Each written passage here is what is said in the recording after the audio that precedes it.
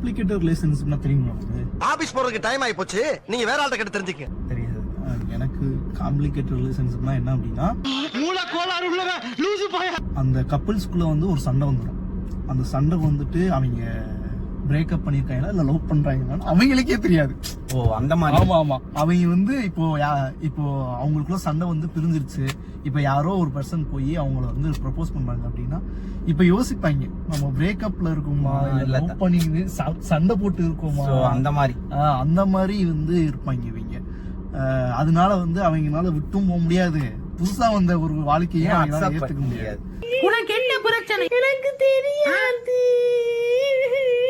உனக்கு மண்டையில பிரச்சனை. ஐயோ அப்படி சொல்லாத. பிரேக்கப் ஆகும்போது ரொம்ப கஷ்டப்படுவாங்க. ஆனா இதுல ஸ்டெப்ஸ் ஸ்டோன்ஸ் இதுல காம்ப்ளிகேட்டட். ஆமா ஆமா காம்ப்ளிகேட்டட்ல. ஏன் அப்படின்னா இப்போ என்ன சொல்றேன்னா அது வந்து அவங்களுக்கே தெரியாது.